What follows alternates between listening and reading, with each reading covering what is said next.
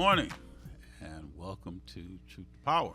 We've got another special edition of Truth to Power this morning with two of my favorite guests that we've had on the show. And before I introduce them, I just want to say good morning to everyone.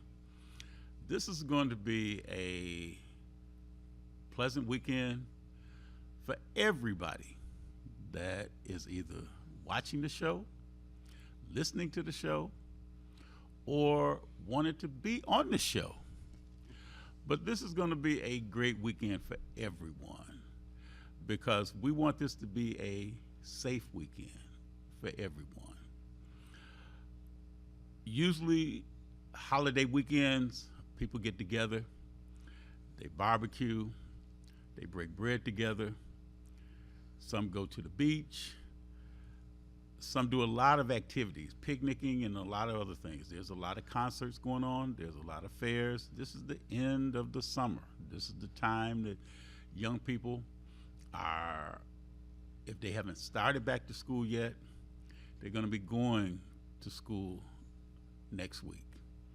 And I know I was just recently at a clap-in. I didn't realize they call them clap-ins now over at Pershing High School with Principal Tipton and with Ann Connolly, who's the alumni emeritus, and Joan Pencil over at Pershing High School. And I used to counsel there, but I was looking at the school, and it's so interesting because I was watching how they're in the process of building a new Pershing High School.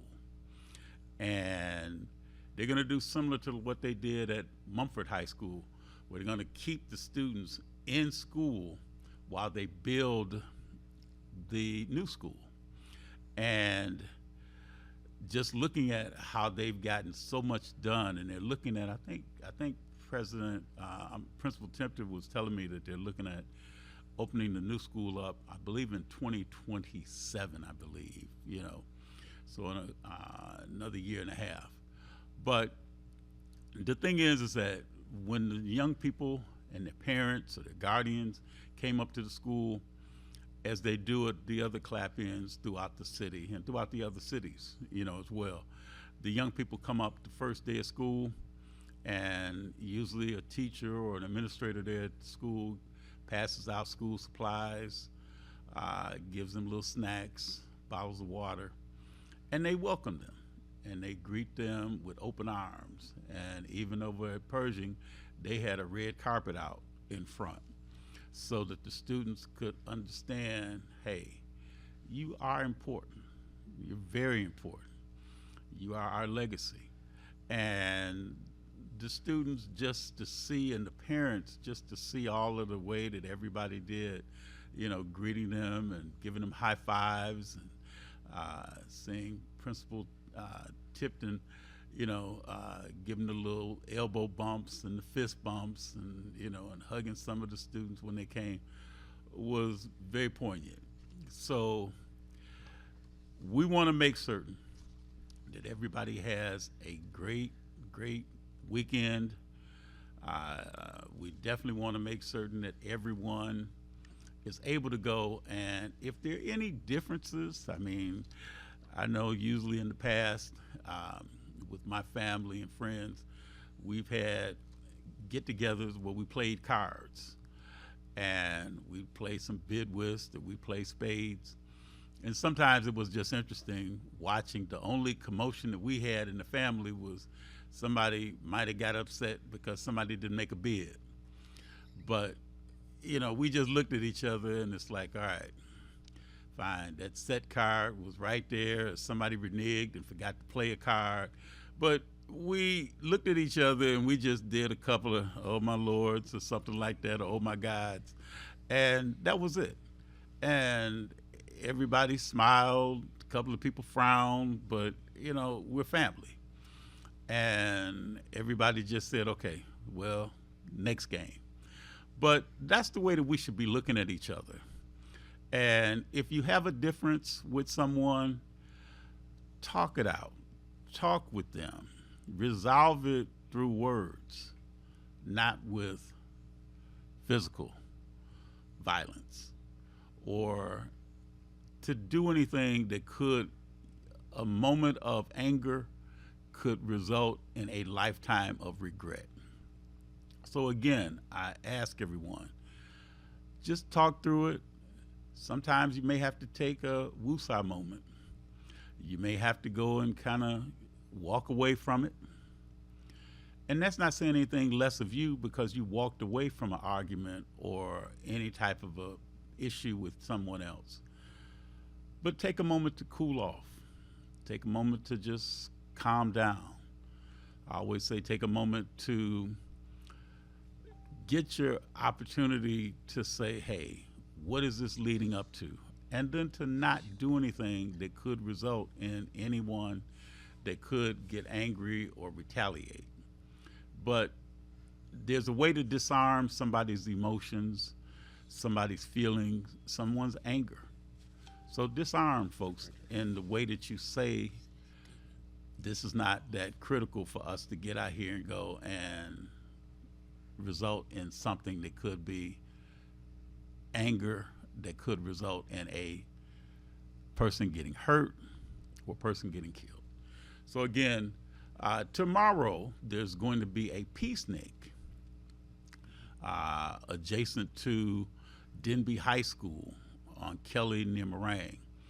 And it's going to start about 2:30 in the afternoon. And a lot of the police chief, Detroit, Ty Bedison, several other religious leaders, as well as community activists, and probably a lot of the elected officials will be there to just, to let people know, be peaceful. As some of you know, there was the site where this is going to take place at was a young 4-year-old lost their life trying to go on a slide, and another teenager lost his life trying to protect someone that was there.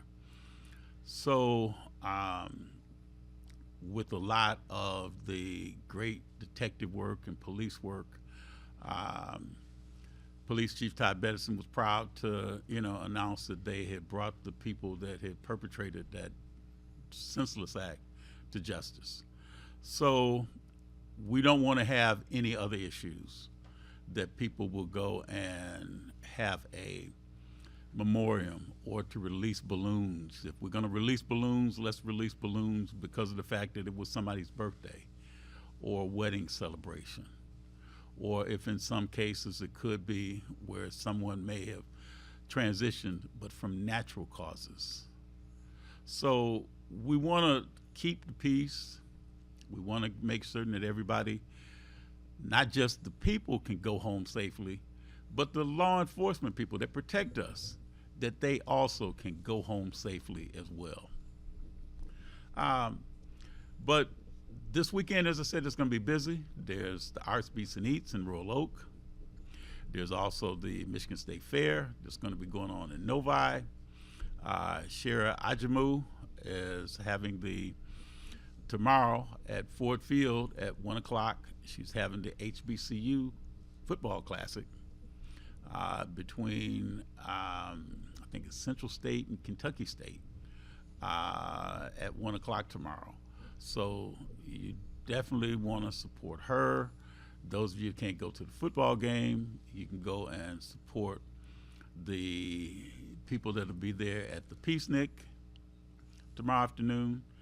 And then the other thing that I just wanted to also say too is that my great friend, State Representative Donovan McKinney.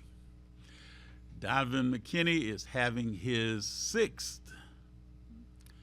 wedding anniversary this coming Sunday, the 31st.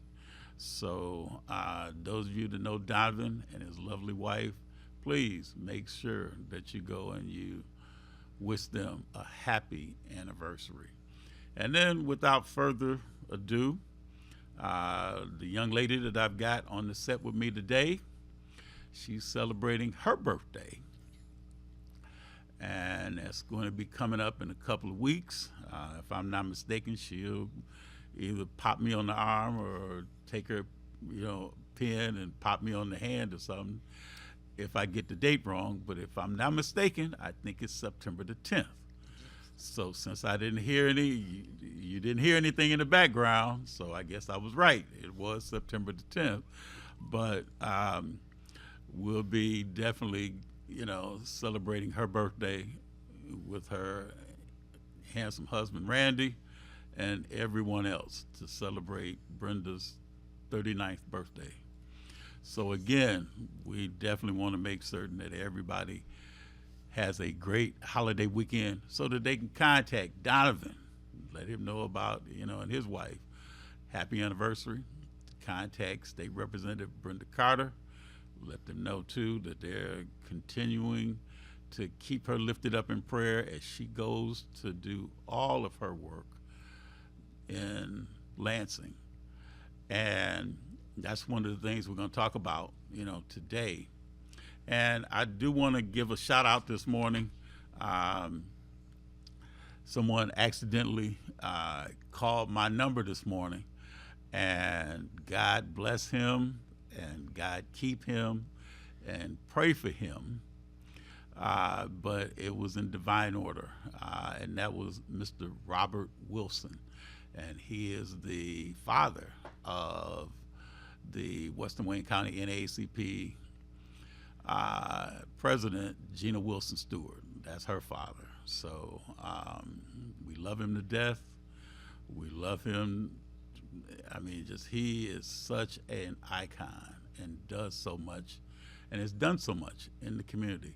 So we definitely want to keep him lifted up in prayer, as well.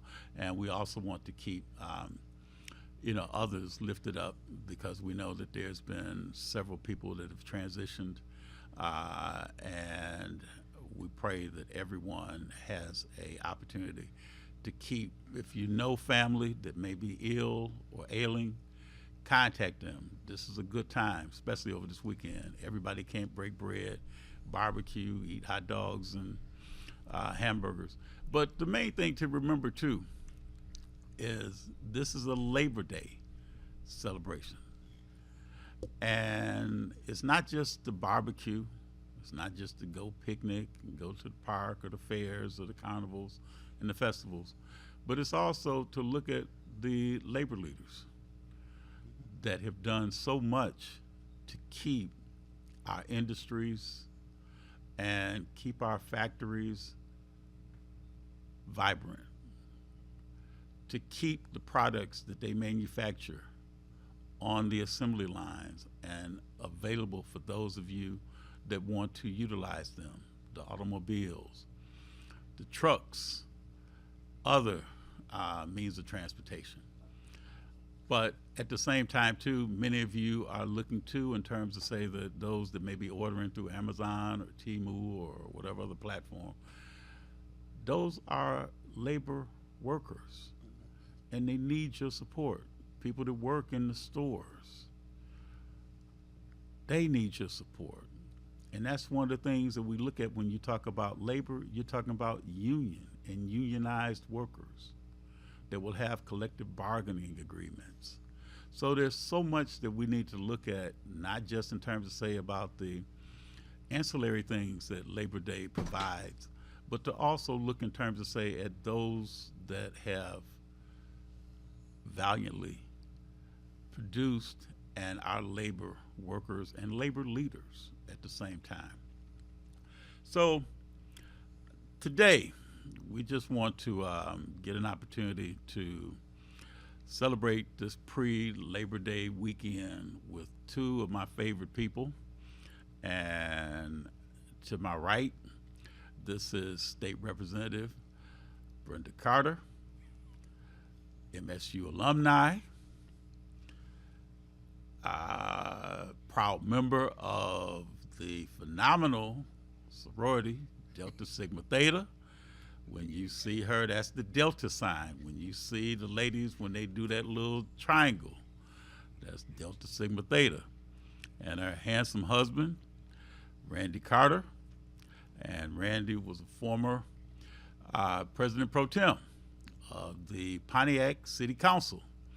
And one of the things that I just want to say too, that I'm kind of smiling a little bit. You see Brenda and Randy with their cowboy hats on, and one thing that Brenda's going to do later is she's going to give a demonstration of how to go and use your fans, because one of the things that you see a lot of people, like when people say Cowboy Carter, they're not just referring to Beyonce. They're talking about the Carters up here on the set with me today. But the thing is that, you know, we have a lot of fun, and I believe there's going to be a fan opening demonstration that's going to be given by State Rep Carter to the general manager here, Ms. Maxine Willis. So that's going to be in the last half an hour of the show. So you definitely don't want to miss that. And so we should have some fun with that. And this hat that you see that's right here in front of us, this is the personal property now of the general manager, Miss Maxine Willis, who will probably wear this hat as she goes and attends a concert tomorrow that's going to be held at the Freedom Hill Amphitheater. And many of you hear the music when Truth to Power comes on, and a lot of people have asked me, who is that? Who's performing that? And I tell people that was the band that originally were called Maze, that performed with Frankie Beverly, but now they're called TMF, and that's the Music Forever. And just a shout out to the Washington County Treasurer, Letitia Sharp, who was one of my co-hosts when I first started the Truth to Power show, and her sister, Carnell, she is married to one of the founding members of TMF, and his name is Rome Lowry. You see him sometimes playing the congos, but they're performing tomorrow at I think it's called the it's a new name. I think it's now the, not Freedom Hill, but I think it's the Lottery, the Michigan Lottery Amphitheater. And so they're going to be performing along with Stokely, Genuine, and Drew Hill, and Jubu. Jubu is the guitarist. So they're going to be performing tomorrow, and it should be a lot of fun. But we'll talk about that a little bit later, in the show. But today, just want to give, I'm trying to make certain in my mind that I've got all of the things that I needed to talk about prior to the show. And I just wanted to say right now that there's a lot that's going on in Lansing. There's a lot going on in Washington, D.C. And, we tell everybody, research. We want to make sure that you stay on time, on target, and I'm gonna be fussed at because I didn't remember the third facet of that. Time, on target, on I'll have that for the second half hour. But the thing is that research what's going on, research the bills that are in the legislation, research the agendas, research everything that's going on, the bills that are about to be passed or those that have been passed, and have conversations, discuss with your legislators, discuss with each other, discuss with your neighborhood associations. Candidates, invite them to come out to meet with your neighborhood associations, to conduct town hall meetings, conduct candidate forums, or if you choose to call it a debate, whatever the case may be. But to get a chance to go and talk with your candidates, get educated, gain the knowledge, especially before you get out there and cast a ballot. We will probably have another show because I'll have some candidates that are looking for your support. So get an opportunity to talk to them, meet them, contact them, and let them know your concerns, the things that you'd like to see them do. Detroit right now is at the cusp of possibly, well, one thing is for certain, Mayor Duggan is stepping down and he's running for the gubernatorial seat next year, and we will have a new mayor. And he has been in office for the last 11 years, 3 terms, and they were unprecedented. And we are on the cusp here in the Detroit area of either having a person that was to make history, because nobody has ascended from the city council of Detroit and became mayor. And we've yet to have a female of African American descent as mayor, and or a pastor who has one of the largest congregations in and around the Detroit area that to become the new mayor of the city of Detroit. So again, research your candidates, ask questions, and get an opportunity to go and discuss what you feel they will do for the city of Detroit and the residents of Detroit. But let me again just want to say to Brenda and Randy, welcome to Truth to Power. And Brenda, I'm going to just give you an opportunity right quick to just introduce yourself and tell what cities you represent and how long you've been in office. Thank you, Darwin. Thank you for inviting us both to the show. I've been in office, local and state, for over a decade now. And I represent the cities of Waterford Township, Precinct 4 of Auburn Hills, and the entire city of Pontiac. So now, when you look at the different things that's going on in the Pontiac, Waterford, and other areas that you have constituents at, what is of most importance to your constituents that they're coming to you, because you're running for re-election next year? That's correct. So what are the things that they're saying that they want you to do to continue the fight that you've been for all of the residents there in the Pontiac area? Well, the district-wide, House District 53, is common across the entire district. Most people are concerned to their day-to-day living, whether they're going to be able to put food on the table, whether they're going to be able to afford insurance, whether or not they're going to become homeless because of housing insecurities.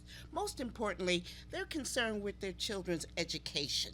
Okay, so they want to make sure that the necessary funds that fund programs, we call them categoricals, are there to help communities that are historically under-resourced. So when you look at a good portion of Waterford Township, and to an extent a small portion of Auburn Hills, you see the housing and the food insecurities. But the entire city of Pontiac, there is just way too under-resourced. And with some of the things that I see coming over the horizon that I'm going to speak about today, I want to just make sure I continue to sound this alarm, because there's a huge difference between politics and policy. And I am going to be discussing today what everybody out there in your listening audience should be tuned into before they make a political decision. Make sure that they understand the policies behind those political decisions. That is something that we look forward to hear it from you, from Randy, and we've got to take a quick break. So we'll be right back with State Representative Brenda Carter, her husband, Randy Carter, and we'll be right back. Stay tuned.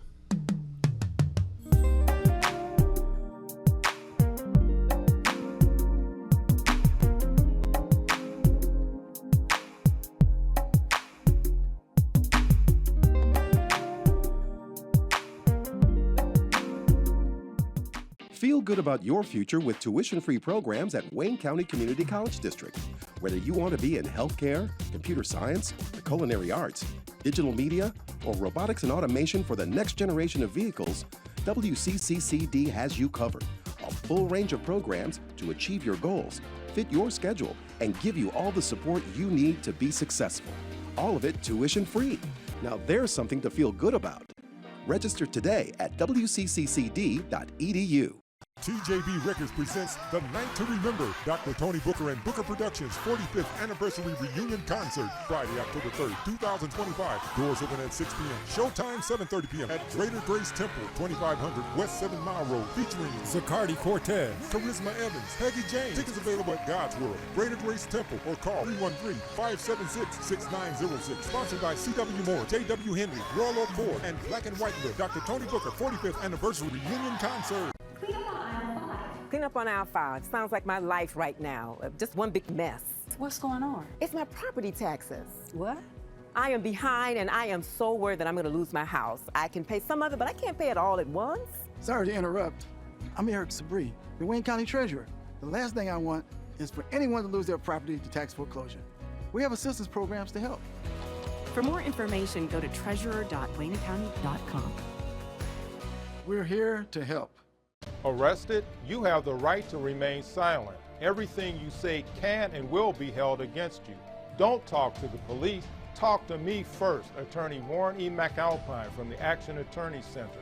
I know the law and I know your rights. Whether felony, misdemeanor, drug, OWI, domestic violence, or traffic violation, I can help you. Call today, Warren E. McAlpine, 1-888-292-6908. Every Monday through Friday from 12 noon to 3 p.m., it's the Tavis Smiley Show, distributed by R.J. Watkins Studios. All media platforms are engaged.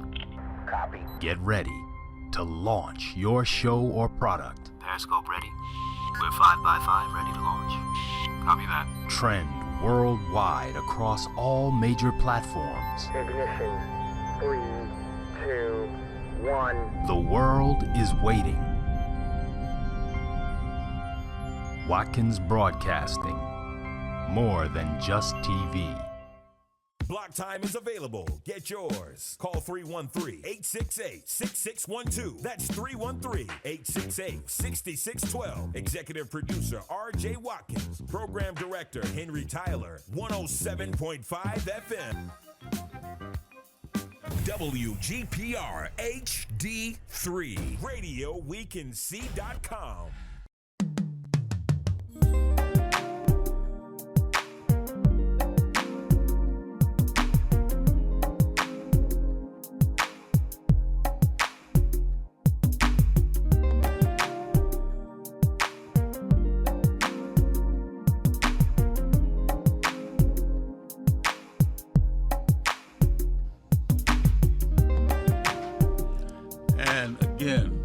Watching Truth to Power. I'm your host, Darwin Griffin, and we are very, very pleased to have State Representative Brenda Carter and her husband, Randy Carter, on the show with us today.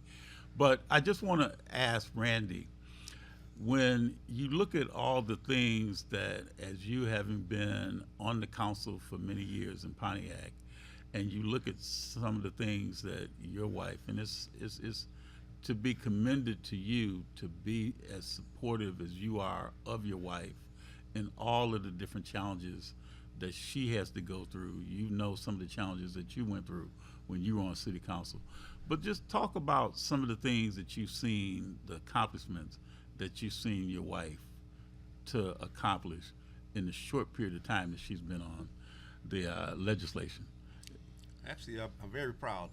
Very proud that my wife, Brenda, by being on the school board, first of all, she was able to get the school district out of debt for $54 million.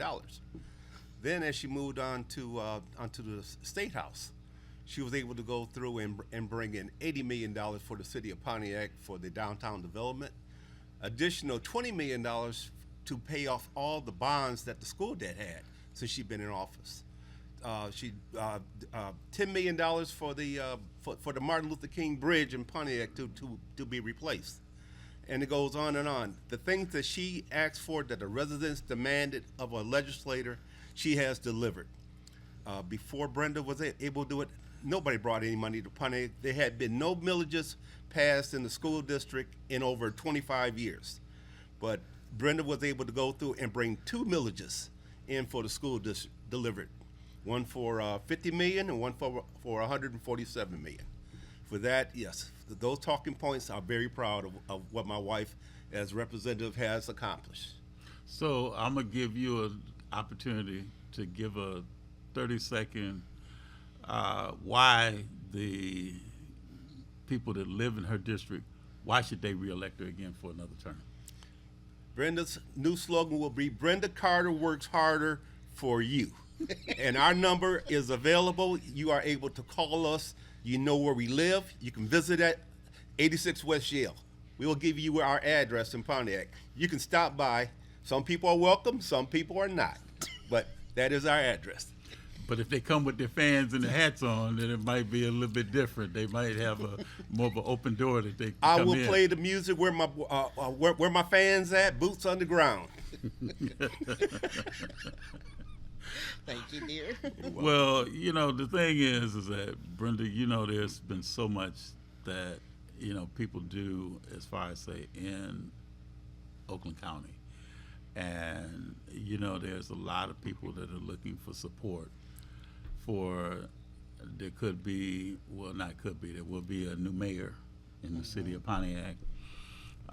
There'll be other positions that, as one person leaves, another person ascends to that position, but there's going to be a lot of new positions that are going to have people in them to fill them. Is there anything in particular, Brenda, that you would like to say to all of the people that are running for office, just to kind of give a little bit of seasoned advice to them as to what they want to make certain that they do? Not a particular candidate, but what they need to do to garner the support like you have, just like your husband so eloquently said what you've done.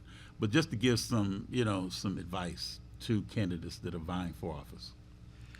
Well, first of all, Darwin, before I go to that point, I'd like to comment on my husband's comments, because it's really rare these days that you can find a spouse, a mate, who believe in what you're doing, especially something as traumatizing as political offices are nowadays. And to have somebody that has your back, that will make sure that you're safe. I had an incident up in Lansing where, not me, but every one of us pretty much had the same situation with that 2020 insurrection we had.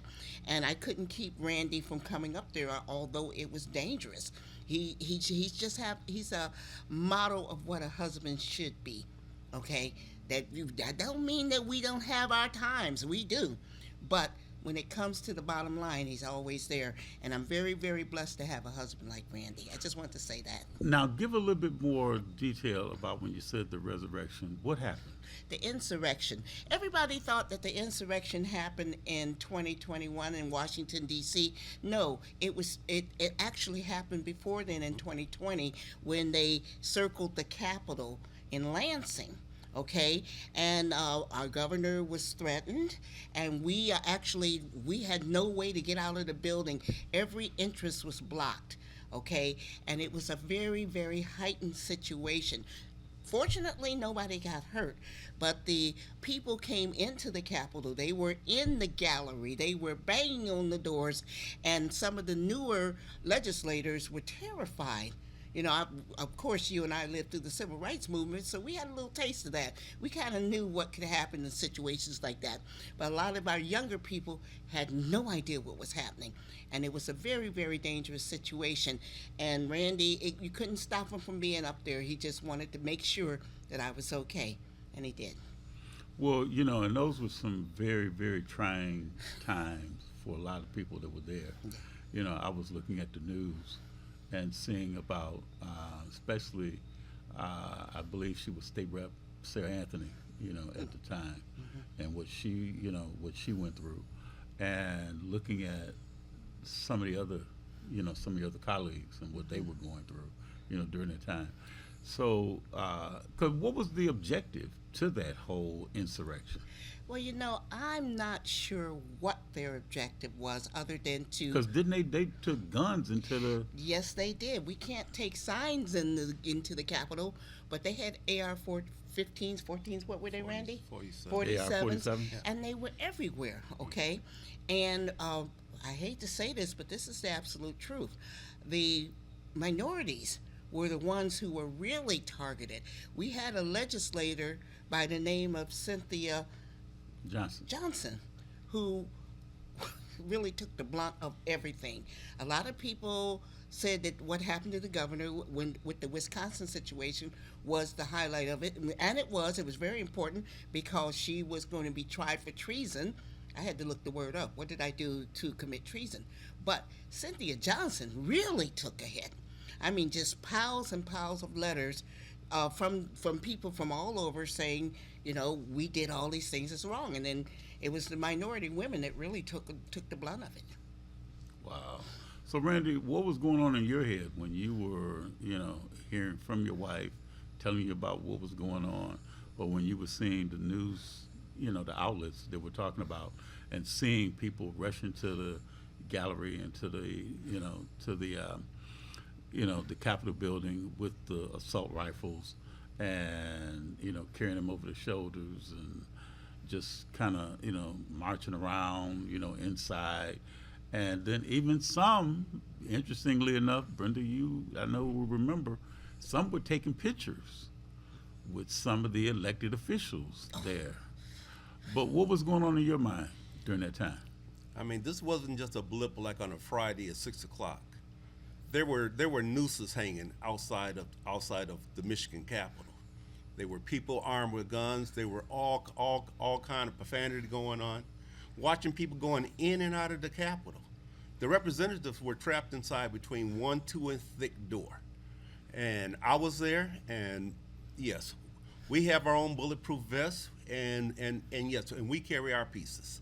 It's necessary to. You and your wife, Yes. both have bulletproof vests. Yeah, we both have bulletproof vests. We both have permits for concealed carry. It's necessary. It is not. The Capitol is not just a safe place. Every day is 24/7 watching around because somebody who might have a mental type illness might decide to provoke someone. And it's not a happy-go-lucky. You do not stay on your phone as you go around the Capitol, through the Capitol. All eyes are watching what your surroundings. Yeah, and as you mentioned, I'm sorry, Brenda, what were you going to say? I was going to say because as my husband was talking about this, and I don't want to spend a lot of time on it because it's painful, but one of the things that really hurt, now she's Michigan Supreme Court Justice Kyra Harris Bolden and Senator Sarah Anthony. At the time, we were all first termers, I think we had first terms, is that we looked out there and we saw a little white girl, looked like she was about 7 years old, and another little white girl with her face painted black. With the Obama face. Singing the Candy Man.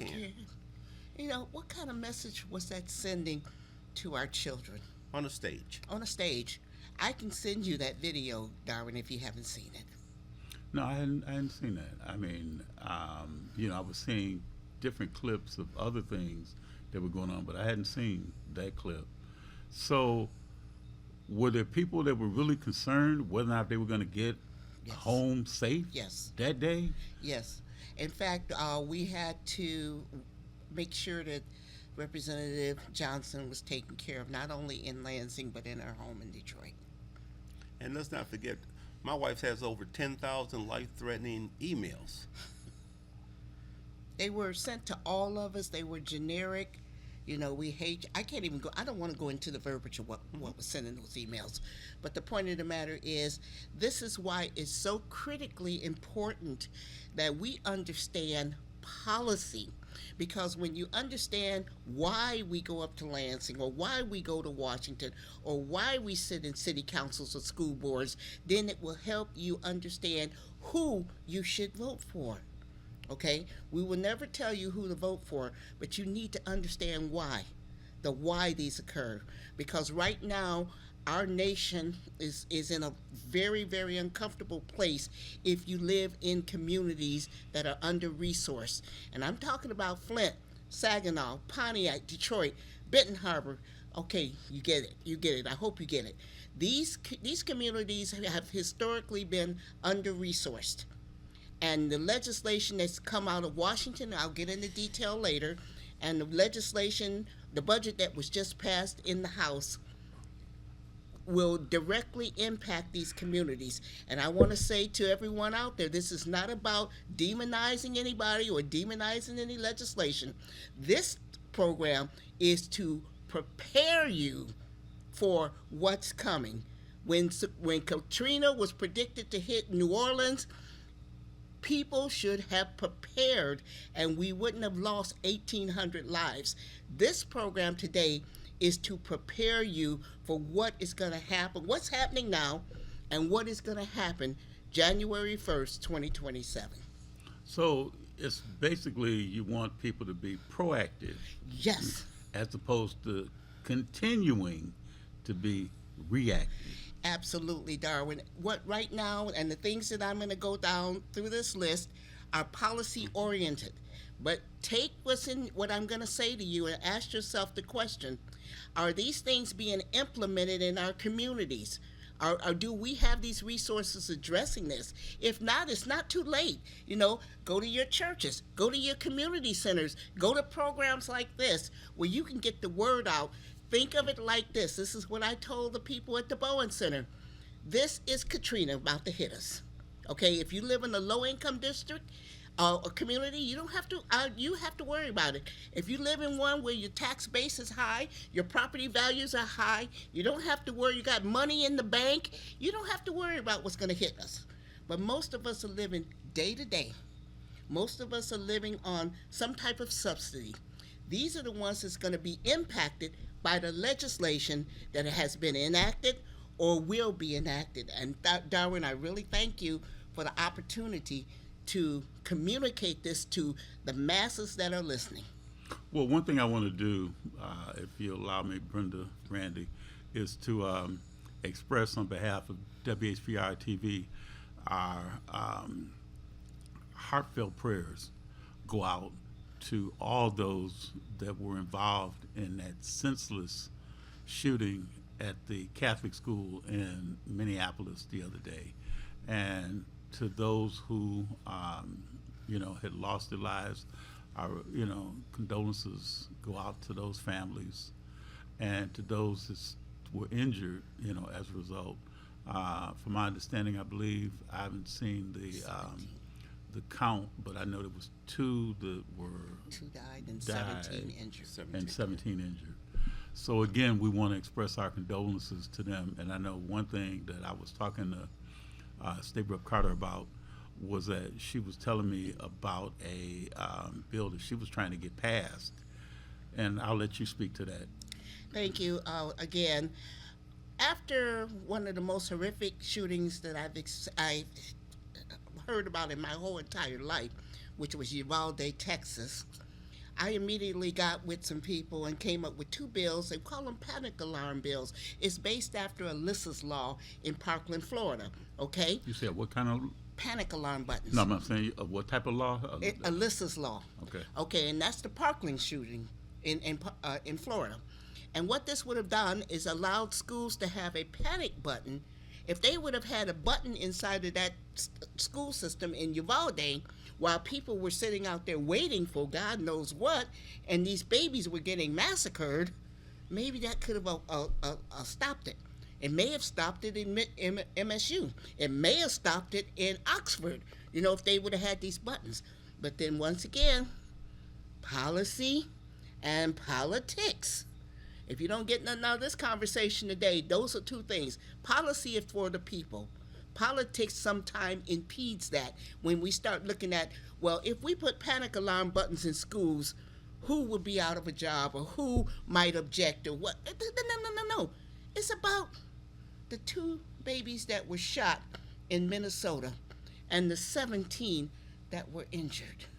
Yeah, because when I see those type of things that happen like that, my heart bleeds for those families.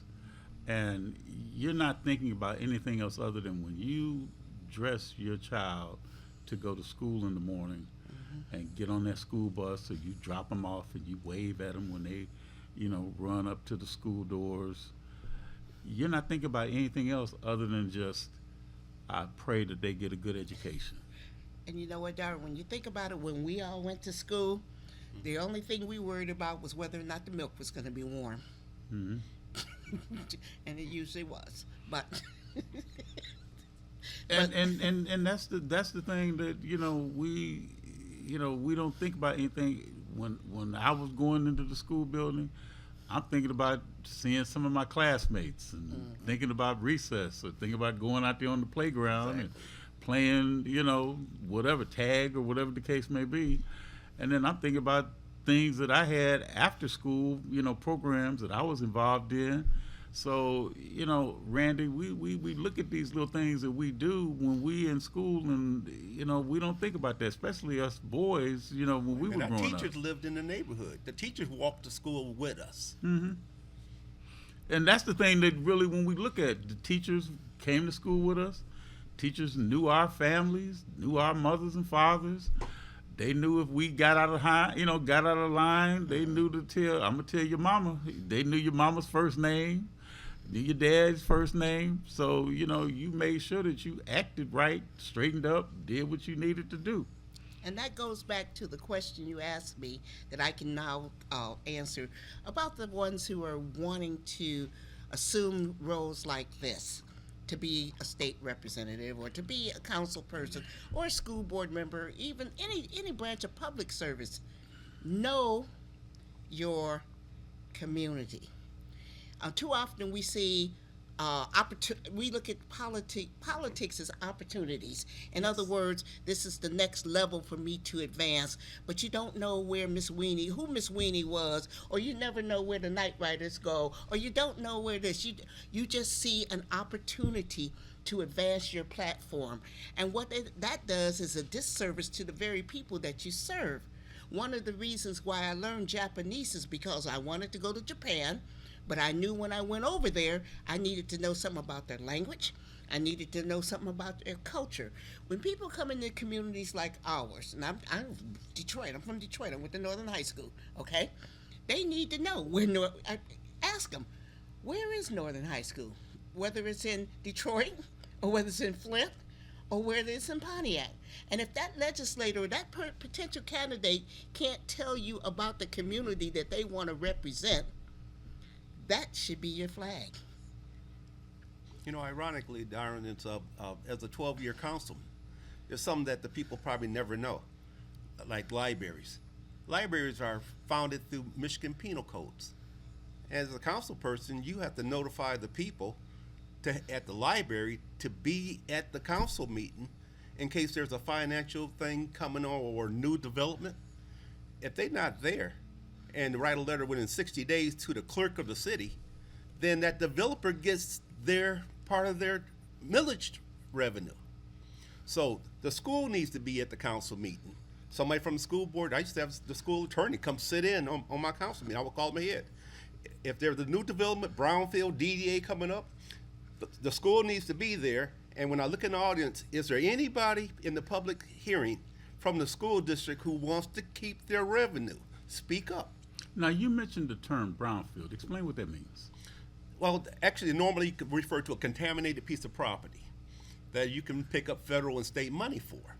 Well, the whole idea is that might be a 10, 20, 30, 100-year tax abatement. Your taxes might be held back from Headley back to what it was in 97.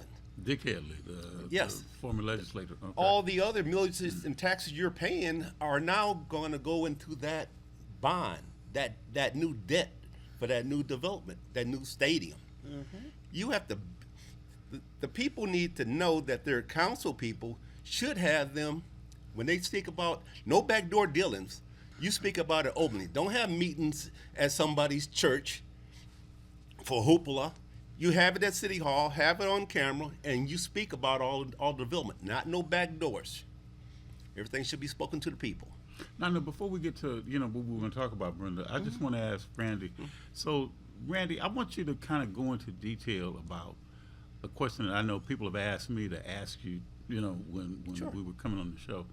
What happened with the Silverdome? Oh, that was interesting. That was the $55 million bond that the people took out. I was on the council. I had delivered $8 million minimum bid and the right to refusal. I was there. We were there. So was Oakland County Commissioner was there. But the governor, Granholm.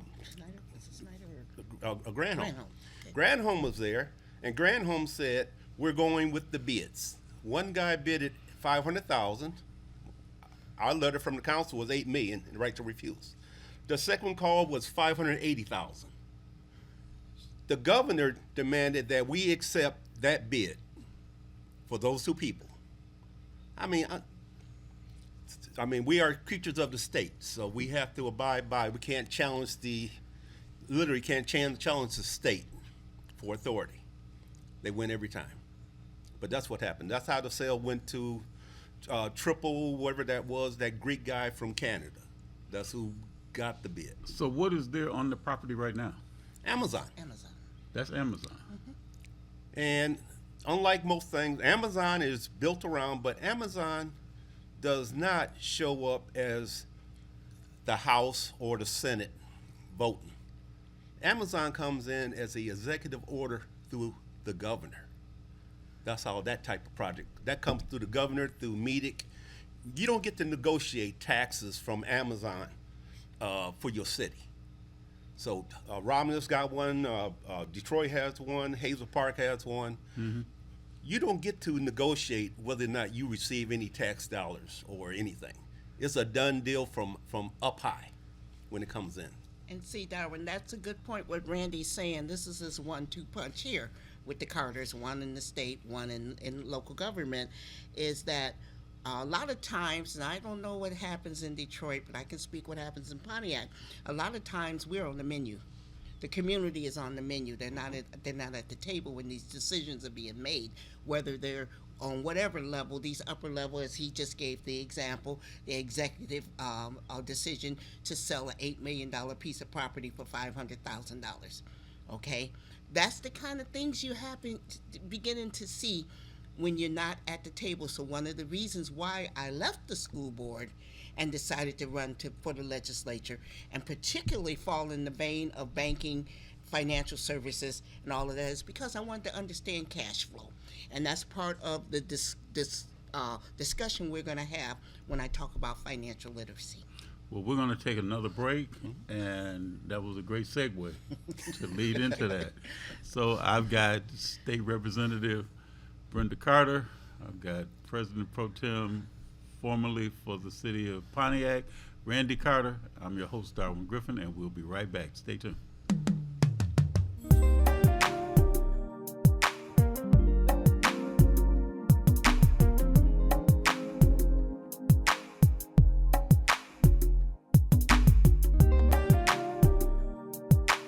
Block time is available. Get yours. Call 313-868-6612. That's 313-868-6612. Executive producer R.J. Watkins. Program director Henry Tyler. 107.5 FM.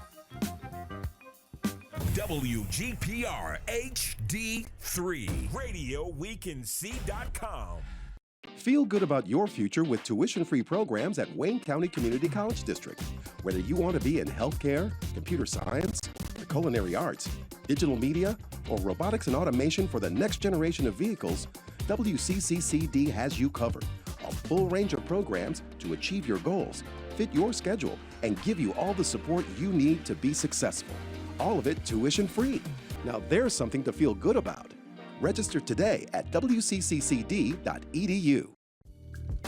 From the desk of R.J. Watkins, this is a WHPR editorial.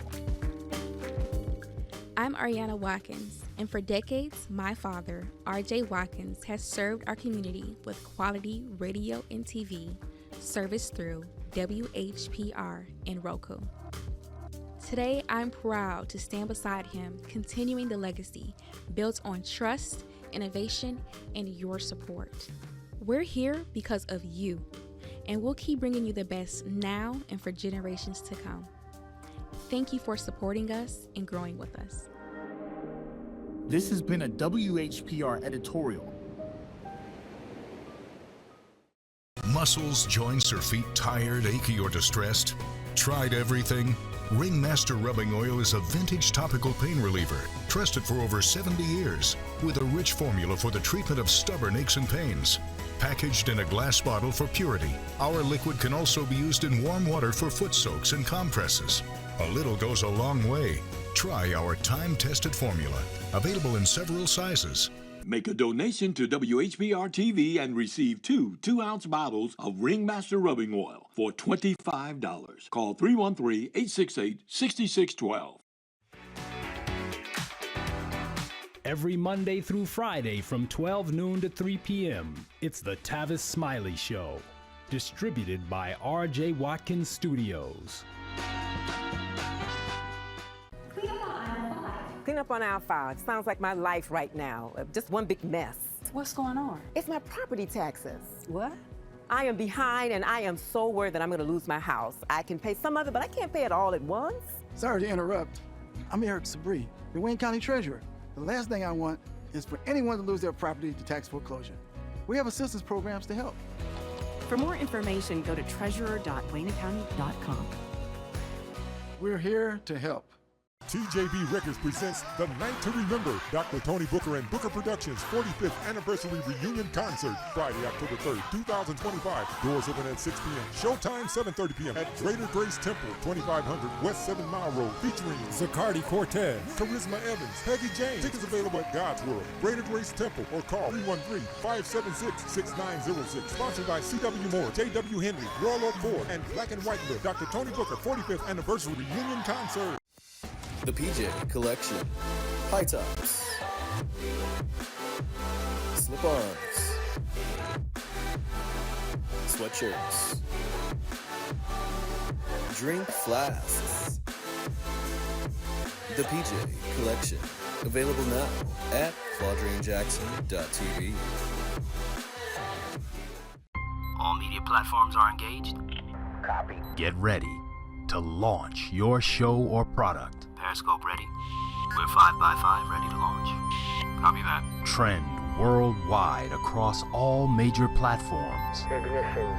3, 2, 1. The world is waiting. Watkins Broadcasting. More than just TV. You're watching WHPS, Highland Park, Detroit.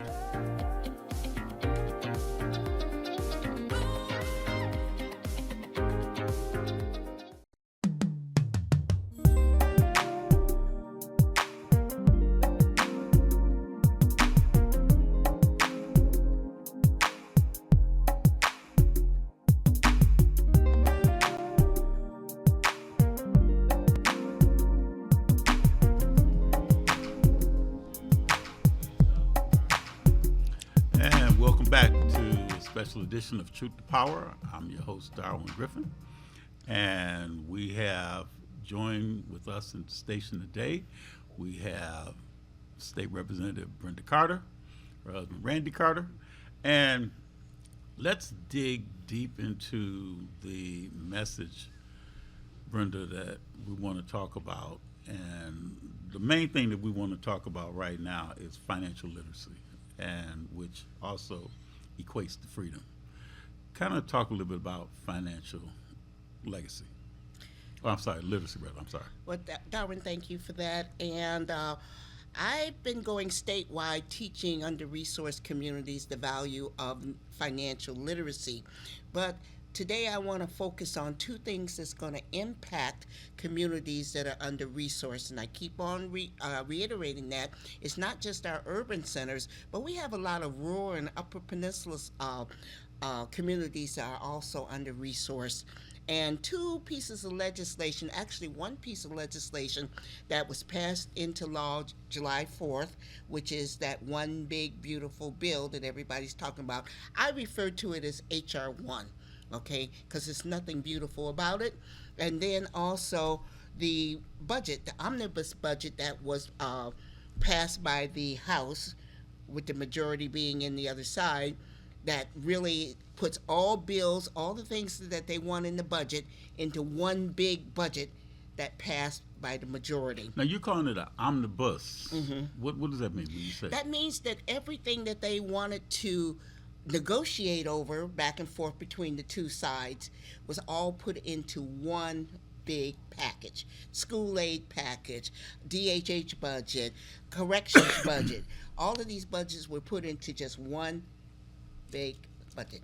Is that how they normally do it? They put it together like that? No, that's not what usually happens, and historically, the sides do negotiate. Okay. Okay, but this time it was just one bill. Put it all together. And it was all passed by majority, okay? The impact of these bills is going to hit all the priorities that I've been fighting for, which is housing insecurity, mental and physical health. You're talking about financial literacy, of course, biggie, Medicare, Medicaid, all of these, insurance, all of these things, because what these bills are doing, the bill from Washington and the budget from the House of Representatives is doing, its goal, in my opinion, is cutting the necessary funding for the organizations that support communities that are under-resourced. In other words, if you look at Honor Community Health in Pontiac, or what the FQHCs, you look at all these services in our schools, SNAP programs, after-school programs, all the categoricals, all of these are now potentially going to lose funding. And another big thing, and this is the one that really scares me, is the fact that they've what they call the requirements for Medicaid and other work requirements. Before, now there are requirements right now that you have to report every year. Once that you work, I think you have to still work 80 hours a month, but you have to report every year. But now under this new legislation, it's going to require that you report every 6 months.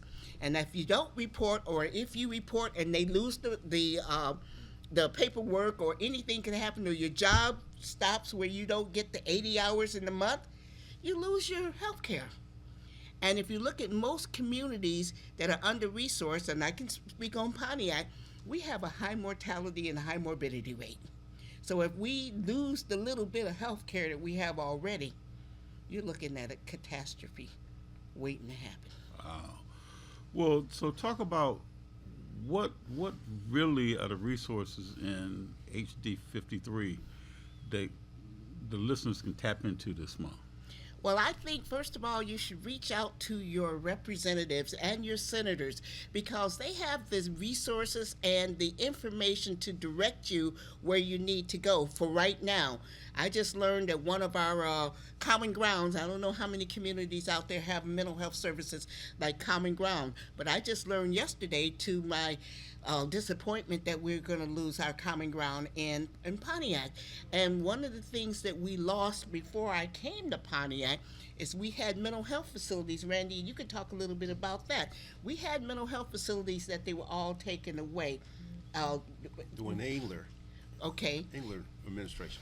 So what we're looking at now is that if your communities are struggling with alcohol abuse, drug abuse, just what I call post-traumatic stress disorder, most communities like ours do live in the community of trauma. These services, these most needed services, are going to be more than likely taken away. Well, now let's talk in terms, say, about the one myth to bust. What does that mean? Let me just review this real quickly, because I know I'm going through some things. Okay, with financial literacy, everybody seems to think that you have to be rich in order to save money. No, you don't. Whatever you get, like even if you just get, some money a month, a small amount, you should tuck some of that away. You don't have to be wealthy in order to save money. And what we found a lot in communities like ours is that people are living day to day, and God forbid they go to payday lenders. How much time do we? How many days do we have to talk about that system? But if we teach financial literacy young, and this is what I'm doing now. I'm teaching financial literacy in preschool to preschoolers. Last month I gave each one of them, remember, a piggy bank. And I told them, and Ramona, if you're listening to this program, Ramona Greenlee, I gave each one of those young people a piggy bank, and I told them, whoever has the most money at the end of this month will get a big reward from the banker, and this is the banker. And the kids, they were getting it. They were getting it. But you'd be surprised, Darwin, how many young people don't know what a credit score is, what a checkbook is, how to balance a checkbook, how to do a budget. It's almost like they don't know how to do cursive writing. So do we want to go there? And that's because under-resourced communities have to dole out their limited amount of resources and to at least get their children through school, and not have the ancillary programs that would teach them financial literacy or teach them cursive writing. And you have to have cursive in order to sign a voting petition. You know that? Mm-hmm. So if you can't write in cursive, guess what? These are some of the things that we're trying to do, the bust, just to get people to understand that they don't have to be dependent on the system, that they can evolve over the system. They can learn, and there's resources in their communities for right now that can help them get there. And it's so interesting. I think Randy, Brenda, that when we were growing up, I learned how to really count big bills of money playing games like Easy Money, Monopoly. Yes. And that's how we learned. We would come home from school, and my father used to call it Monopoly. He couldn't say Monopoly sometimes. And he used to teach us about what you're saying, Brenda, about financial literacy, whether or not if you want to get those hotels on Boardwalk or Park Place, and buy up those railroads, and and I mean, we learned financial literacy during that time, playing those type of games like that. And I don't see too many games now that have that ability to do those kind of things like that. But we've got a caller on the line. Let me take this caller real quick, and then we'll get back to the financial literacy that we were talking about just a second ago. But caller, you're on the phone. You're on the line with us, with Brenda Carter, and also with Randy Carter. Caller, can you hear us?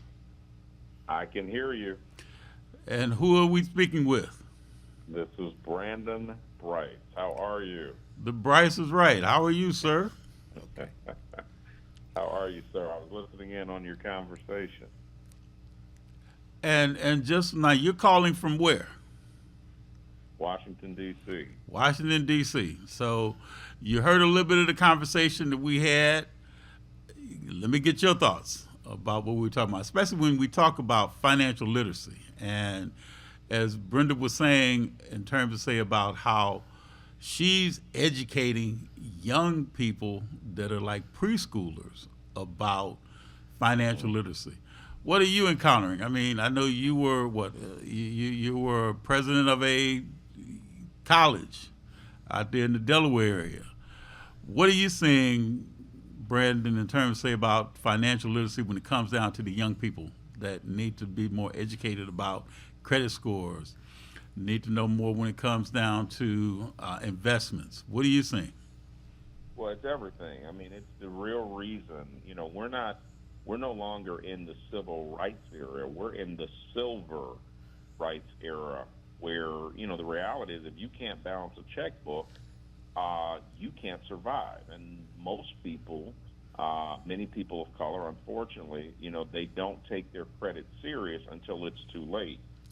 And it's all about paying people back on time, and it's all about making sure that when you're trying to build credit, that you're building it strategically and that you're making better financial choices. And again, this is something that should be taught in every school, every inner city public school in America, but it's not. You know why it's not? Because the reality is I can make more money off of a person who is unaware or does not know how to build their credit, how to manage a budget, than those people who we inform. And so, I think organizations like the NAACP and all of these civic organizations, instead of talking about pronouns, they need to be talking about how do you actually teach young people how to manage their money, how to make money, how to be better stewards with their money. Don't go out and buy a $5,000 BBL.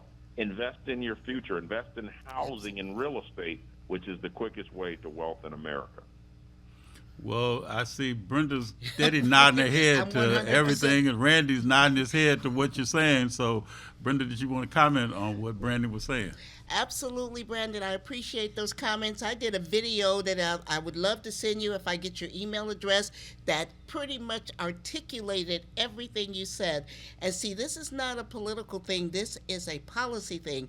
And we need to sit back and make sure our children who's going to inherit this country one day at least need to know the difference between this denomination of money or that one there, or how to navigate the financial world, because in reality it is all about finances. And if you can't pay your rent, if you can't pay your gas, your utilities, if you don't know how to manage money, you're putting yourself in an unstable position. Absolutely. And one of the things that Darwin, is that when you think about it, let's even start when you're in college. When you're in college, you're broke. So just think about this for a minute. It's predatory. I call it predatory soliciting, because why are we giving college students credit cards with no job? Just think about that for a minute. Especially if they don't know how to navigate the financial system. Yeah, because I remember back when I was in school, that here I had a job at the Kellogg Center across the street, bussing tables and washing dishes. But just as you're saying, Brandon, you've got to go and not just give a person a bone. You got to also let them know too. You got to teach them how to go about getting meat to go on the bone for the next meal and the next meal. So you just don't go and just tell somebody, like that adage with the fish. You give a person the fish, they eat for a day. You teach them how to fish, they can eat for a lifetime. Absolutely. And here's the other thing is, I'm going to say this on your show, some people just don't need money. There was an adage in the film Coming to America where there's a famous quote. He said, with no more mischief, no more money, you can cause no more mischief. Yeah. And the reality of that is we've got to start looking at to say, how do we create programs and policies that teach young people how to manage their money, what money is, and how to make money. And a big part of that is, I hate to say it, the best way of teaching that really was, your inheritance. When your grandmother passed away, or your grandparents or parents passed away, when they passed the house down to you, that's an asset. Mm-hmm. And if we're not teaching people to hold on to their assets, and that assets, they value, and instead of someone paying you, let's just say $10,000 to part with your house, how are you using that to make money? That's how wealth is made in America. It's Absolutely. That simple. 2-family flats are the easiest way to make wealth in America. And Brandon, I really appreciate that, because as you were speaking, I was thinking about my own situation when I was growing up, and unfortunately my mother passed away early in life, but she left a piece of property that none of us were really able to navigate because we didn't have the skill set to do it. I ended up going to college and then master's degree and understanding what I do with the legislature as far as being in the financial world. But we lost that piece of property. It was able to, now this is the point I want to drive home. I took my husband down to Belleville, Michigan, whereas that piece of property was still there. I could have acquired it for $45,000, but I did not do it. And do you know why I did not do it? Because I'm not sure that if I did it, somebody in my family would be able to maintain it. That's exactly what you just said. When you are given heir property, if you don't know the value of what you've been given, you're going to lose it. And that's the skill set we desperately need to teach our youth. You know, on that same note, it's interesting, Darwin, that cities have a tendency of their council people in planning and zoning not to have heir property. Cities will go through and say, if you have another piece of property, it's not heir property, it's rental property. And they want to make sure that you can't have your name on two pieces of property or someone in your family. So those are city ordinance that needs to be changed now, and Pontiac is one of them. But I do want to I don't know how long we will have you, Brandon. I do want to follow up with you because we have similar interests here. But I want to ask you, based on our conversation and what I've been dealing with financial literacy, and I plan on dealing with it head on because I see it as the solution. Based on what I'm seeing, what would you recommend, or what strategy would you recommend that I implement along with what I'm doing to reach those young people in school? Because we got to catch them in elementary school. We got to teach them, like Darwin gave the best analogy I've heard in a while. When we were growing up, we learned how to play Monopoly. Okay? Well, a couple things real quick, and I apologize. I've got to run after this, but here are a few things we can do to empower the next generation. Number one, give them a job. You know, as simple as that is, make young people work for $1. Nothing in life is free. Nothing in life will ever be free. They need to learn that at an early age, even if it's something like chores. You know, I always say the best system we had was chores and actually doing the things that can earn $1. Number two is teaching people about the value of money and, you know, making them pay for it, not you pay for it. And then third, I think it's important to start talking about generational wealth as far as in your family, what do you have that you can pass on to someone else to make a profit on? Whether it's a house, whether it's a car, all of these things in some cases bring value. We've got to start preserving and passing it down or creating generational wealth for our young people and getting them started early. And then fourth, I think we need, like the Jewish community, we need black bar mitzvahs to start teaching young people the importance of womanhood and manhood to take care of themselves and not have us take care of them. We got to stop coddling young people. We got to treat them like the adults that they're getting ready to be. I apologize. I've got to run. Darwin, always good to be on your show, my man.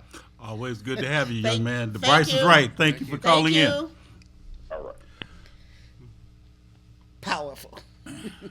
I'm sorry. Go ahead. I was just excited because he did say one thing that back here, the value of money I'm teaching, jobs. I got the 11 interns that just graduated. They had jobs and they were excited. But that generational wealth thing, that's something we need to focus on because even with us, making sure we have wills, making sure that all of that, and making sure the people that inherit this know the responsibility of what they're going to inherit. Go ahead, Darwin. I'm just sorry. That was exciting. but that was good because I was going to ask you, what did he say that really impacted you the most? Yeah. What did he say, Randy, that impacted you the most? Actually, when he mentioned the fact of a two-family flat, that makes sense. But when you're dealing with an individual piece of property, cities in Michigan have a big problem with that because they want to take ownership of your property. They don't want you to be a single owner and give this house to your children or your loved ones. So if your family member stays in the house, they say that's rental property. We get to inspect your property. You will pay us these exorbitant fees to be rental property. And when in essence, it's private property. It's none of their business. But the cities and the counties are sharing information and taxes and saying, okay, this is a homestead. You got an extra piece of property, that's rental property. So that's $300, $400 a year you would pay, plus for us to come in and inspect it. Okay, and Randy, with all that due respect on that, I still want to drill down to the fact that even if that was not the case, we have to educate our population on the value of what they have. Because right now we don't have that pipeline of young people who understand what a piggy bank is or why a piggy bank is to save. We have to break that curse of people sitting back waiting for somebody to take care of them. agree. And once our young people get to the point where, like Brandon Price said, once our young people get to that point where they know that they have to earn money to get what they want, not somebody's going to give them money to get what they want, then we start breaking that generational curse. Well, Brenda, let's talk a little bit about, some of the things, because just like you're saying about sometimes you want to teach people how to earn money as opposed to teaching them how to just have their hand out and just receive it. For them to do, like Brandon mentioned, chores. We had chores, Randy, Brenda, we had chores around the house that we had to do. Not just clean up our room, but also taking the trash out, washing dishes, cutting the grass, raking leaves, shoveling the snow, depending on where you live at. But those were chores that we had. And the one thing that I used to like was that I got money based on the grades that I brought home. Because every A I got 50 cents, or every B was a quarter. 50 cents? How long ago was that? Yeah, that was a long time ago. But, but that was the thing that we got paid. Me and my brother, my cousins, we used to always compete with my Uncle Joe, to kind of, it was like he tickled us because he'd like hear us knocking on his door. Oh, Lord, let me get my money out. And he had the little, piggy bank that he was finding all of the quarters and the $50 pieces and all that he like. And we just standing right there with our report card in hand, got our hand out with the other hand, but we were so happy to get that because we earned it. Yes. It wasn't like it was a gift. It was something that was earned through our hard work in school. We got to take a quick break, so we'll be right back. Stay with Brenda Carter, President Pro Tem Randy Carter from the city of Pontiac. We will be right back.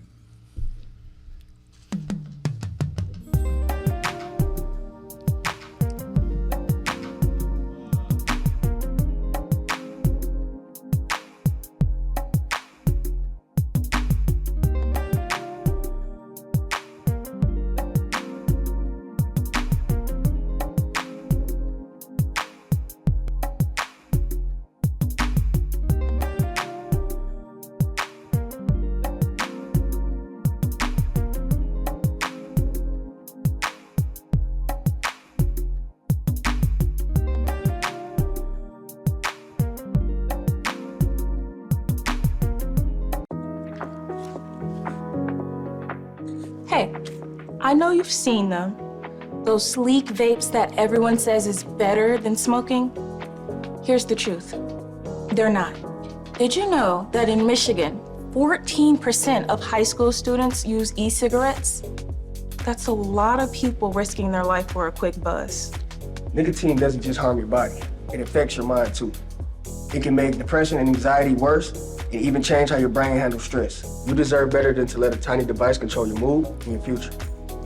You know, I thought vaping was no big deal until its starting affected my mood and focus. Yeah, and did you know that kids who vape are more likely to smoke cigarettes?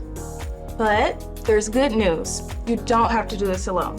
Whether it's through friends, family, or a support group, there's always a way out. Your health, your future, you're worth so much more than what vaping has to offer.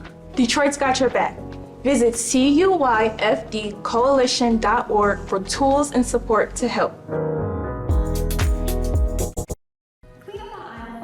Clean up on aisle 5. Sounds like my life right now. Just one big mess. What's going on? It's my property taxes. What?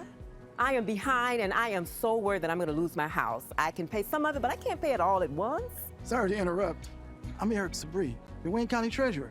The last thing I want is for anyone to lose their property to tax foreclosure. We have assistance programs to help. For more information, go to treasurer.waynecounty.com. We're here to help. Every Monday through Friday from 12 noon to 3 p.m., it's the Tavis Smiley Show. on WHPR TV and radio 15.2. Also seen on Roku, Fire Stick, Apple TV, iPhone, and Android. That's the Tavis Smiley Show on WHPR TV and radio. Download the WHPR TV app for iOS, Android, and Roku. The Tavis Smiley Show, distributed by R.J. Watkins Studios. Muscles, joints, or feet tired, achy, or distressed? Tried everything? Ringmaster Rubbing Oil is a vintage topical pain reliever, trusted for over 70 years, with a rich formula for the treatment of stubborn aches and pains. Packaged in a glass bottle for purity, our liquid can also be used in warm water for foot soaks and compresses. A little goes a long way. Try our time-tested formula, available in several sizes. Make a donation to WHBR TV and receive two 2-ounce bottles of Ringmaster Rubbing Oil for $25. Call 313-868-6612.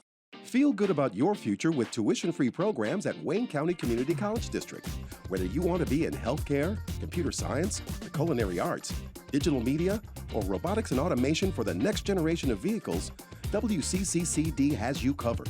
A full range of programs to achieve your goals, fit your schedule, and give you all the support you need to be successful. All of it tuition-free. Now there's something to feel good about. Register today at wcccd.edu. All media platforms are engaged. Copy. Get ready to launch your show or product. Periscope ready. We're 5x5 ready to launch. Copy that. Trend worldwide across all major platforms. Ignition. 3, 2, 1. The world is waiting. Watkins Broadcasting. More than just TV.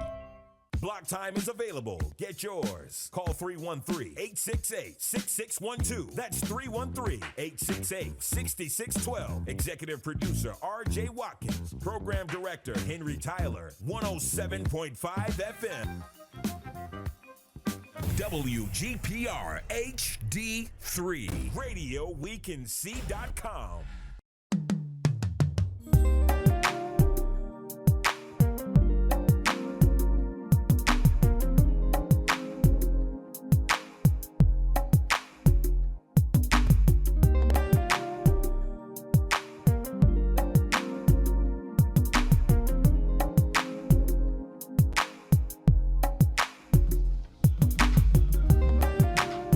Welcome back to Truth to Power, special edition with State Rep Brenda Carter, with ex-President Pro Tem of Pontiac, Randy Carter. And, you know, during the break, we were talking about the importance of making certain that you have electronic mail. And people know electronic mail is email. And a lot of people, you know, have email, but there are some that don't. So that's what I was talking with, you know, Randy about the fact that why is email important to have, because of a lot of communication. Usually when they ask you your name, they ask you for your address, your city, state, and zip, a phone number, but they also ask you for an email address. Mm-hmm. Randy, why is the email address so important? Because, Darwin, at the moment, most people don't realize that their identity is associated with their email and their phone number and their address. People will have a tendency of, probably this year, losing their Medicaid and their insurance for not having, email is mandatory, and a phone number. So stop changing your phone number because spam. Get one email and affix it. It will follow you probably for the rest of your life. Your documentation and your life depends on you keeping those things in order. Yeah, and that's crucial, because I think email, every time I turn around, they're always asking me email when it comes down to health insurance, when it comes down to identity, everything. Even when you sign in, going into public buildings, they will sometimes ask you even for an email address. You know, they may not ask you for a phone number, but they do ask you for an email so they can still, because like you said, Randy, phone numbers change, and they change like the wind. But the email address, you want to maintain that and keep that, you know, as so that you know that you're going to be constantly being in communication with entities that you may need. And certain countries like China's mandatory. Your phone number is your ID. It follows you forever. It doesn't change. Okay. Brenda, we talk about Medicaid and Medicare. First, give the difference between the two and who's entitled to, Medicaid or Medicare. Okay, Medicare usually starts around 65 years of age for seniors, unless, of course, you have a disability. Okay, Medicaid is generally for people who are low income, that can't afford traditional individual health insurance. That's the difference between the two. So when you look at communities that are under-resourced, that have a high uninsured or underinsured health plans like Pontiac, that's where you would see a high Medicaid rate. And when we looked at the 93,000 people who are in my district, 40,000 of them were on Medicaid. So why are people losing their Medicaid coverage now? Well, first of all, it really started happening during the pandemic, okay? During the pandemic, you had a period of time where they kind of like exempted filing for your Medicaid. But then once that exemption period ended, people had to requalify. That's that thing about making sure your address is correct, updated, your phone number is correct, all of these things. Many people did not do that. Okay, so when the paperwork went out for them to recertify, it didn't reach the person that they needed to do. So a lot of people lost their Medicaid during the pandemic, after the pandemic, okay? But now with H.R. 1, okay, that's going to further push people out, and the reason being is because they have a twofold impact. First of all, they have to fill that work requirement thing, and I mentioned that earlier. If they don't do 80 hours a month, either volunteering or working, they're going to lose their Medicaid. Okay. The second part of that is that even if they turn in their paperwork twice a year instead of once a year, okay, it may get lost in the mail, it may be the form not filled out right, or whatever, and they could lose their Medicaid.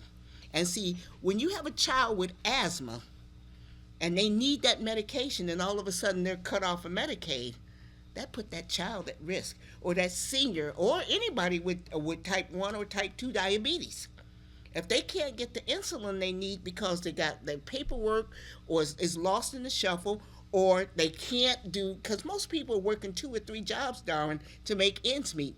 If they can't meet that 80-hour work requirement, then they could lose their health insurance. I hope you're hearing what I'm saying, because if you're in a community with high mortality and high morbidities, like Pontiac, we have strokes, diabetes, heart attacks, people are dying left and right, and then you take away the little bit of insurance that they have. Okay, this is why my boots are on the ground, pounding this over and over again, not just in Pontiac. I was up in the Keweenaw Peninsula. I was over there in Grand Rapids. I've been down here in Detroit. I'm sounding the alarm. These are things that we can prepare for. We have to prepare for. Make sure your address, your phone number, your email, your paperwork is all up to date and turned in before this really hits. Now, the work requirements are mandatory now, but it's not this every 6 months. I think it's still once a year right now.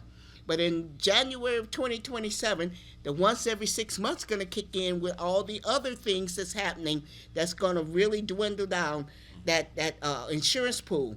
And that's another conversation we can have on another show. What happens if you lose your Medicaid?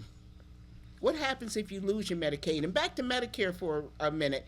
If you're a senior, if you're taking care of a small child, a young child, or if you have a disability, you're exempted from that work requirement thing, okay? But anybody else, you're going to fall into that bucket. And once again, make sure your paperwork is in order. Make sure you file on time. Make sure you get a receipt, because what you don't want to do is lose coverage and requalify. So let's talk a little bit before we, get ready to wrap up. Let's talk about mental health. And let's talk about, what do you think is the biggest barrier to mental health?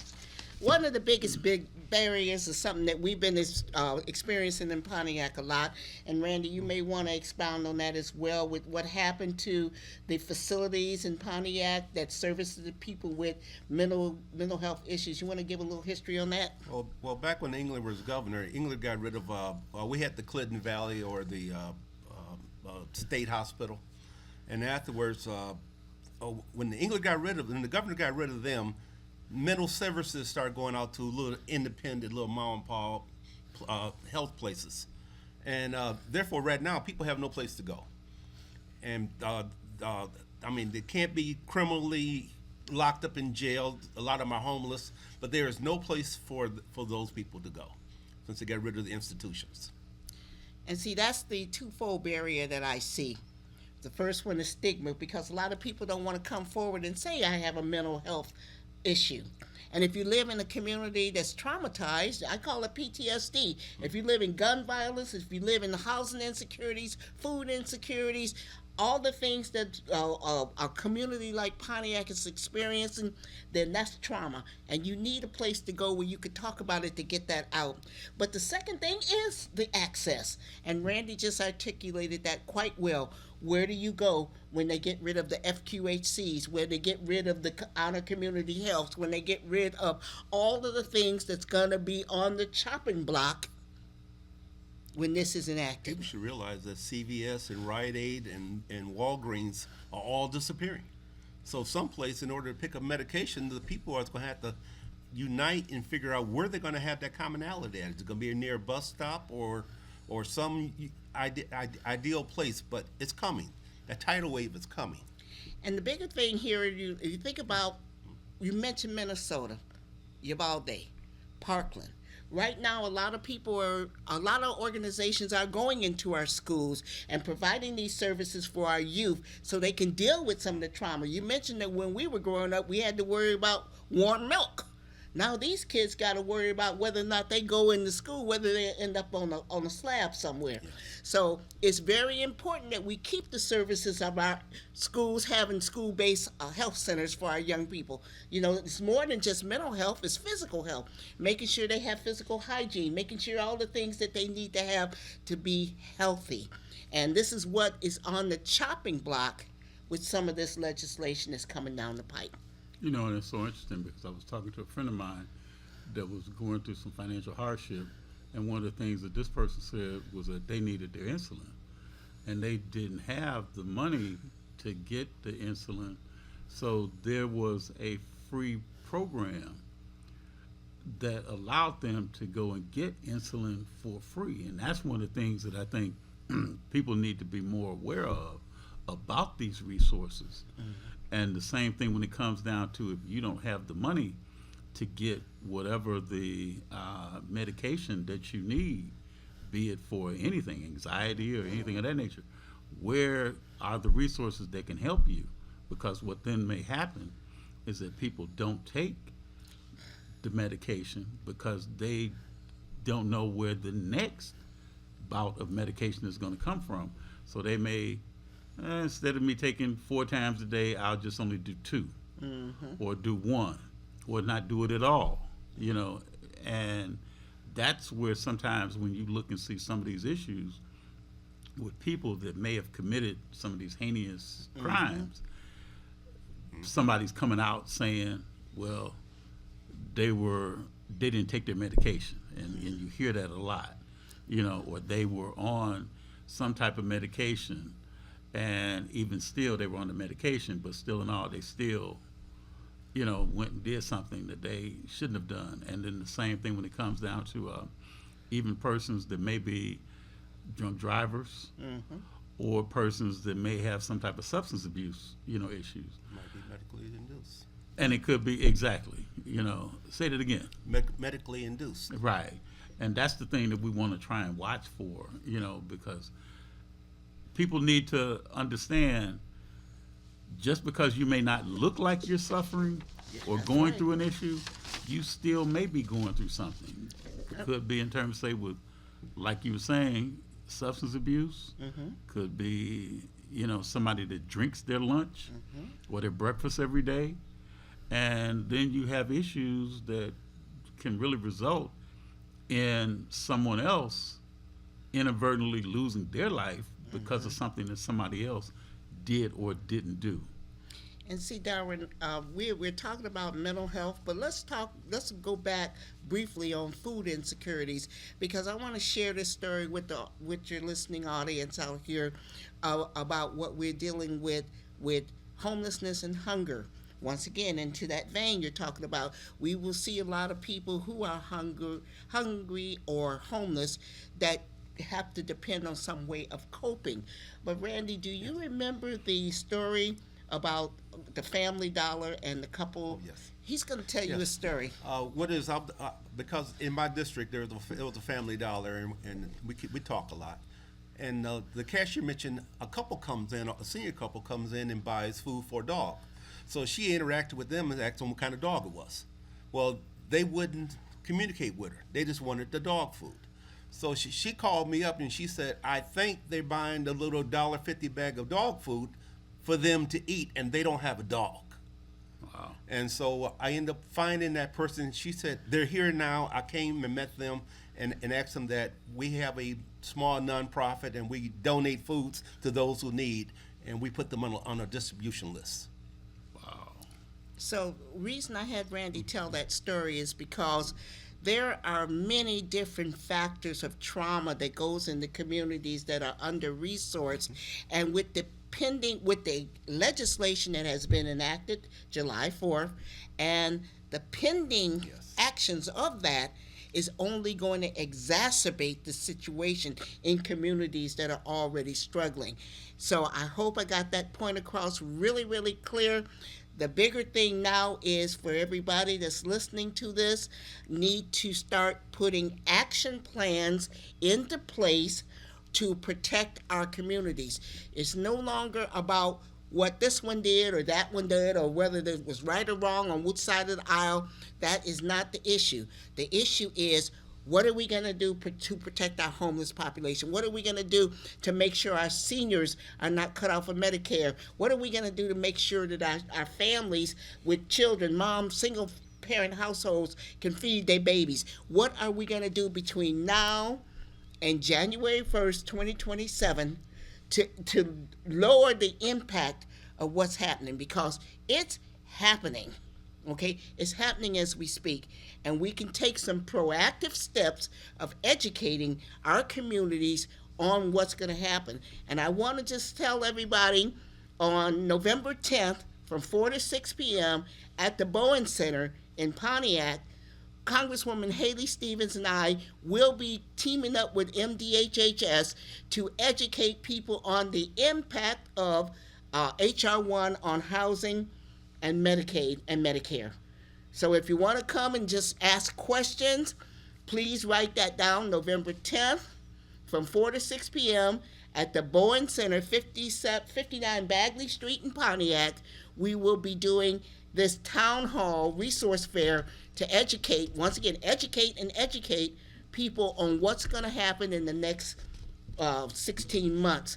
Also, if you can go out on my Facebook page, it's just Brenda Carter, Brenda Carter, my Facebook page. I put something out every single day about H.R. 1 and how it's going to impact our communities. So you can stay up to speed with that. In fact, I'm trying to remember it was housing that I was talking about today. But the impact on housing is going to increase our homeless population. You can do things to become more aware of how to mitigate these things as they hit us. Give your email address again. My email address is brendacarter@house.mi.gov. Well, Brenda, Randy, we definitely want to thank you for coming on Truth to Power. As you know, there's a concert that's coming up tomorrow. Group called TMF, which was formerly Frankie Beverly and Mays. They're going to be performing tomorrow at the Lottery Amphitheater in Sterling Heights. And we know that you are really wanting to give our general manager of the station, Ms. Maxine Willis, a lesson and how to get her boots on the ground and operate that fan. But see, Darwin, I can't do that because I couldn't figure out where my fan was at. Well, I guess we'll have to see if the general manager Oh, can there's my ad-lib. fan. There's my fan. That's why she's the general manager of the station. How you do it again? Okay. There's your fan. And you have a hat? Oh, yes, I got my hat. Got my hat. Oh, got my Okay. hat. I'm going to be ready. I'm going to be ready. I'm going to have my boots on the ground. Darwin, where's your hat? Hey. All right. So, and in true Brenda Carter fashion, my fans are here.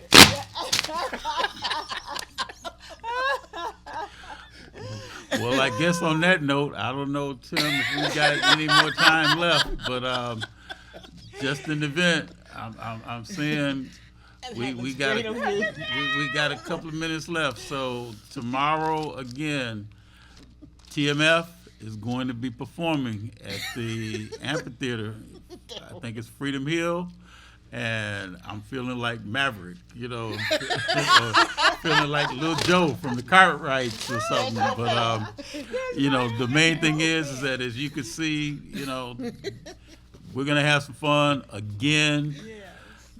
We've got Cowboy Carter. Cowboy Carter. We got the other Cowboy Carter.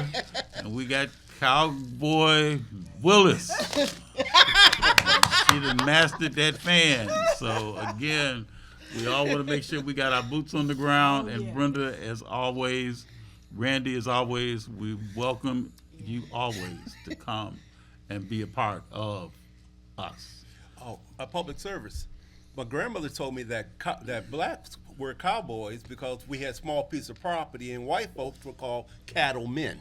Wow. Oh, is that right? Because they had ponderosas. Okay. Well, it looks like we got a little bit more time than I'm thinking that we had. I thought we had only a couple of minutes left, but it looks like we've got a little bit more time than just that, than just the minute, you know, to go. So now let me ask this question, Miss Willis. You pretty much like just talk about in terms of say about what you're hoping to encounter, because you said this is the first time you've ever gone to a amphitheater or even to a concert. What do you look forward to see? Just looking forward to having a wonderful time, being in great company, and the fact that our show, one of our shows, the Truth to Power show, actually is the theme song for this group is what we're so excited about. So it's just something that we take pride in. Looking forward to having a great time, and of course reinforcing being in great company with the Carters. Yes. As they talk about putting boots on the ground, and this is real boots on the ground, making a difference in the lives of people, and we're just honored to have you here, and I love my and I'm gonna get me a cowboy outfit. And Frankie May is from New Orleans, representing Zulu. Yeah, and to my dear friends, Nokio and Cisco, I'm looking forward to seeing you. Oh, it's going to be a great time. Oh, that's right, from Drew Hill. Hill. Yes. Hill, I got a picture of that. I can't show that picture, but yeah, I will make sure I make a copy of that picture for you, Nokio and Cisco. Lord. But we definitely want to thank, you know, people that really are making this happen. Yeah. We definitely want to thank the treasurer of Washtenaw County, Ms. Letitia Sharp. Yes. She was the person that was my initial co-host when we first started Truth to Power over a year ago.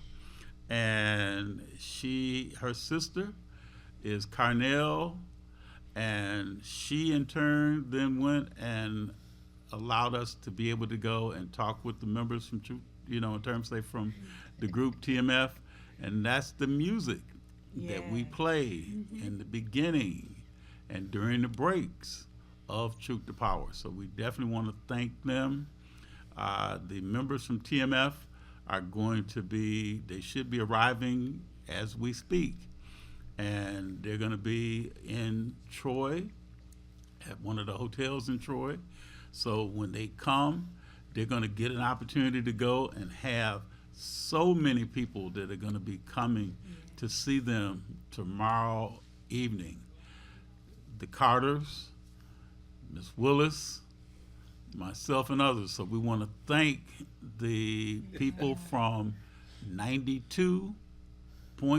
We're going to give a shout out to the other station. That's right. 92 in the mix.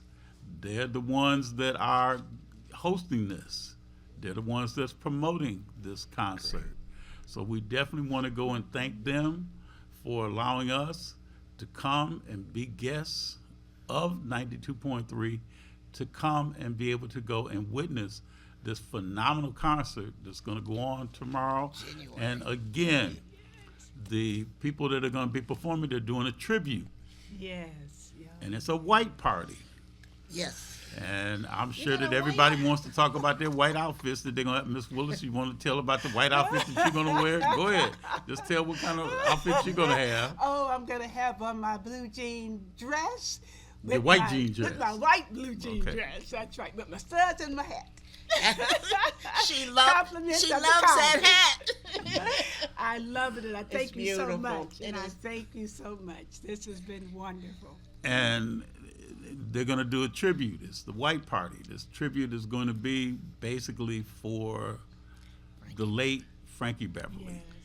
And a lot of people know that Frankie Beverly and Mays used to be called Raw Soul, and it was Marvin Gaye who thought that they should change the name and assisted.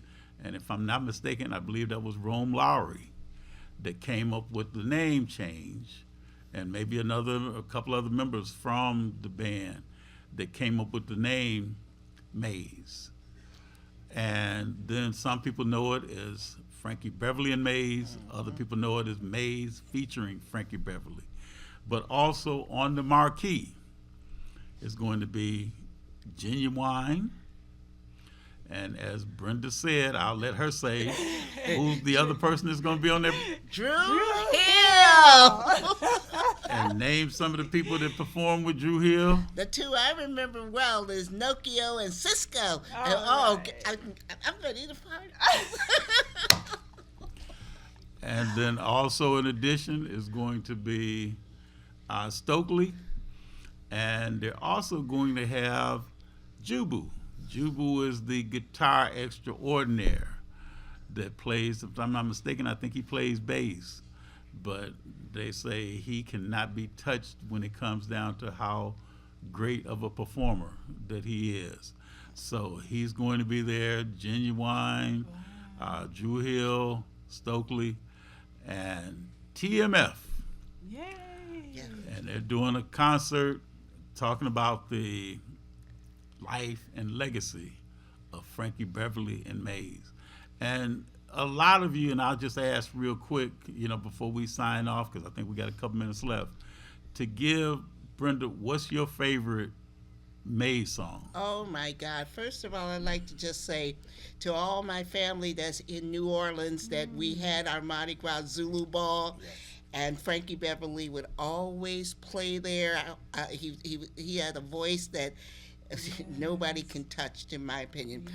But my favorite song by Frankie Beverly is I Don't Want to Lose Your Love. And if you haven't heard it, play it. It's beautiful. Okay, Cowgirl Willis, I'll let you go and say, what's your favorite? Joy and Pain. Joy and Pain. Sunshine and rain. Okay, and Randy, I'll let you give, what's your favorite? I want to thank you. Oh, I love that one too. That was a New Orleans one we played all the New time. Orleans number one favorite. Oh, Okay. my. Have you heard that one too? Yes, I have. Okay. Well, I guess, Mr. Griffin, what's your favorite? well, Tim is just beckoning for us that we need to kind of sign off. So thank you, Tim Smith, for telling us and keeping us on time, on task, on target. And again, we thank you. We hope that you have a very, very safe and memorable Labor Day weekend. Yes. Have a great rest of this day, too. Peace.